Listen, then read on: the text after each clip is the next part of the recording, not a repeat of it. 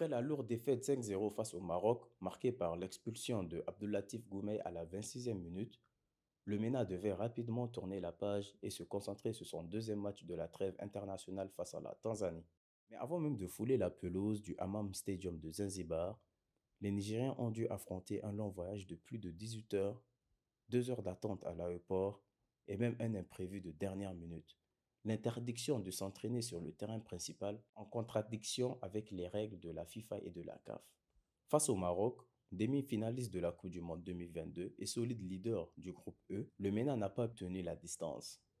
Réduit à 10 dès la demi-heure de jeu, les Nigérians ont subi la loi des Lions de l'Atlas, qui se sont imposés 5-0.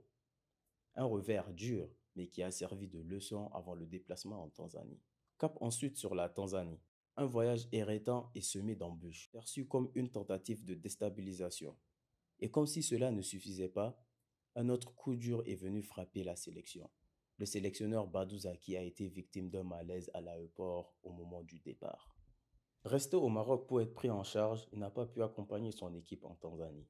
Le MENA a donc dû préparer cette rencontre capitale sans son entraîneur principal, mais avec une détermination intacte. Ce mardi 9 septembre 2025, au Hammam Stadium de Zanzibar, dans un stade à guichet fermé, le MENA s'est offert une victoire précieuse. À la 58e minute, l'attaquant Daniel Sosa a inscrit l'unique but de la rencontre, permettant au Niger de prendre l'avantage. Réduit à 10 en fin de match, Raïm Alassane et ses coéquipiers ont tenu bon jusqu'au coup de sifflet final dans un match à suspense. D'abord, félicitations. On tenait vraiment, moi en tant que capitaine et tout le groupe, souhaiter bon rétablissement au coach qui malheureusement a eu un malaise avant de venir ici.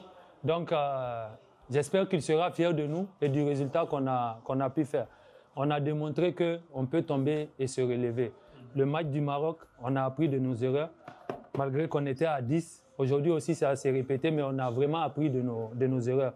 Donc, coach, tous, on vous souhaite un bon rétablissement et on espère vous revoir très bientôt. Et félicitations. Grâce à ce succès, le Niger se hisse à la 3e place du groupe E avec 9 points, juste derrière la Tanzanie qui compte 10 points avec un match de plus. Les confrontations à venir seront donc décisives pour accrocher la 2e place, potentiellement synonyme de barrage pour la prochaine Coupe du Monde. Après une lourde défaite au Maroc, un voyage cauchemardesque, l'absence de leur sélectionneur et un match à suspense contre la Tanzanie, le MENA a montré une force de caractère exceptionnelle. Cette victoire à Zanzibar maintient vivante l'ambition de la qualification historique. Le rêve est encore possible.